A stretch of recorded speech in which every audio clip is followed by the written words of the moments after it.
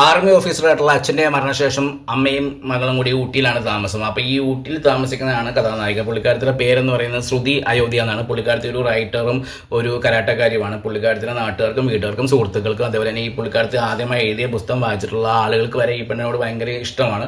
എന്നാൽ കണ്ടുകൊണ്ടിരിക്കുന്ന നമുക്ക് മാത്രം വലിയ താല്പര്യമൊന്നും തോന്നില്ല. കാരണം ഈ പെണ്ണ് പറയുന്നത് ഭയങ്കര ഫെമിനിസ്റ്റിക്കുള്ള ഡയലോഗൊക്കെയാണ്. അത് പെണ്ണിൻ്റെ സൗന്ദര്യമല്ല ക്വാളിറ്റീസ് ആണെന്നൊക്കെ നോക്കേണ്ടതെന്നൊക്കെ പറഞ്ഞിട്ട് വമ്പൻ അടിയൊക്കെ അടിച്ചിട്ട് അവസാനം ഈ പെണ്ണ് പോകുന്നത് ഒരുത്തൻ്റെ സൗന്ദര്യം കണ്ടിട്ടാണ് അവനെ ഇഷ്ടപ്പെടുന്നത്. അവൻ അങ്ങോട്ട് തിരിച്ച് ആ രീതിയിൽ തന്നെയാണ് ഇവളുടെ സൗന്ദര്യം കണ്ടിട്ടാണ് ഇഷ്ടപ്പെടുന്നത്. അങ്ങനെ അവന് വേണ്ടി അവൾക്ക് ഇഷ്ടമില്ലാത്ത മൂക്കുത്തിയൊക്കെ കുത്തി നടക്കുന്നുണ്ട്. അങ്ങനെ ഒരു പോയിന്റിൽ ഇവർ ബ്രേക്കപ്പ് ആവുന്നു. അങ്ങനെ തകർന്നു നിൽക്കുന്ന സമയത്ത് തുടക്കം മുതൽ കാണിക്കുന്ന ഒരുത്തനുണ്ട്, ഒരു ബെസ്റ്റി എന്ന് പറഞ്ഞ ഒരുത്തനുണ്ട്. അവന് ജോലിയും കൂലിയും ഒന്നും ഇല്ലാത്ത ഒരുത്തനാണ്. അവന് വേണ്ട ജോലിയുടെ കാര്യത്തിനൊക്കെ വേണ്ടി ഇവള് ക്യാഷൊക്കെ എന്തൊക്കെ അറേഞ്ച് ചെയ്ത് കൊടുക്കുന്ന രീതിയിൽ സംവിധായകൻ കുറേ തള്ളു നീക്കുന്നുണ്ട്. അത് സംവിധായകന് മാത്രമേ അറിയുള്ളൂ എന്തിനാണ് ഈ ക്യാരക്ടറിനൊക്കെ കൊണ്ടുവന്നതെന്ന്.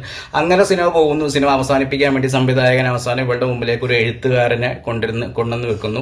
ആ എഴുത്തുകാരനെ ഇവൾക്ക് ഇഷ്ടമാകുന്നു. അങ്ങനെ ഇവള് വീട്ടിൽ പോയിട്ട് അമ്മയോട് പറയാൻ വേണ്ടി ചെല്ലുമ്പോൾ അമ്മക്ക് എന്തോ ഒരു അസുഖമാണെന്നും പറഞ്ഞ് അമ്മേനെ കാണിക്കുന്നു. ആ സമയത്ത് അമ്മ പറയുന്നു ഇവളുടെ പുസ്തകങ്ങൾ വായിച്ചിട്ട് ഇഷ്ടപ്പെട്ടുള്ള ഒരാളുടെ മകനെ കൊണ്ട് അമ്മ ഇവളെ കെട്ടിക്കാൻ നോക്കുന്നു. അത് അറിഞ്ഞു കഴിയുമ്പോൾ അമ്മയുടെ ഒരു ഇഷ്ടത്തിനനുസരിച്ചിട്ട് അവള് അത് സമ്മതിക്കുന്നു. ആ സമയത്ത് ബെസ്റ്റിയും പിന്നെ എവിടെ നിന്നെങ്ങാണ്ട് ഒരു കൂട്ടുകാരി വന്നിട്ട് ഇവളുടെ ഇഷ്ടം മറ്റേ എഴുത്തുകാരനായിട്ടുള്ള ഇഷ്ടം അമ്മയോട് പറയുന്നു. അത് കേട്ട് കഴിയുമ്പോൾ തകരുന്നു. അതിനുശേഷം അമ്മ പോയിട്ട് എഴുത്തുകാരോട് സംസാരിക്കുന്നു. അങ്ങനെ ഇവരുടെ കല്യാണം സെറ്റപ്പ് ആക്കി കൊടുക്കുന്നു അമ്മ. അവസാനമാണ് മക്കളെ ട്വിസ്റ്റ്. ഈ പറയുന്ന എഴുത്തുകാരൻ ഓൾറെഡി ഈ പെണ്ണിനെ ഇഷ്ടമുള്ള ഒരാളായിരുന്നു.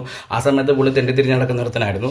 ആ സമയത്ത് ഈ പറയുന്ന ഇഷ്ടം പറയാൻ വേണ്ടി പോകുന്ന സമയത്താണ് മറ്റേ ബ്രേക്കപ്പ് ആയിട്ടാണ് ഒരുത്തനില്ലേ, ബ്രേക്കപ്പ് ആയിട്ട് ഒരുത്തനില്ല അവൻ ഇവളോട് ഇഷ്ടം പറയുന്നതും പിന്നീട് അവർ പ്രണയത്തിലാവുന്നു. അപ്പോൾ ആ സമയത്ത് ഇവളുടെ അടുത്ത് ആ ഇഷ്ടം പറയാൻ പറ്റാതെ വരികയും അവസാനം ഈ ഇഷ്ടം അവൾ തിരിച്ചറിയുന്ന ഒരു രീതിയിലാണ് ക്ലൈമാക്സ് വരുന്നത്. അപ്പോൾ ഇതാണ് എൻ്റെ ഒരു സ്റ്റോറി ലൈൻ. വേണമെങ്കിൽ നിങ്ങൾ കണ്ടു നോക്കാം.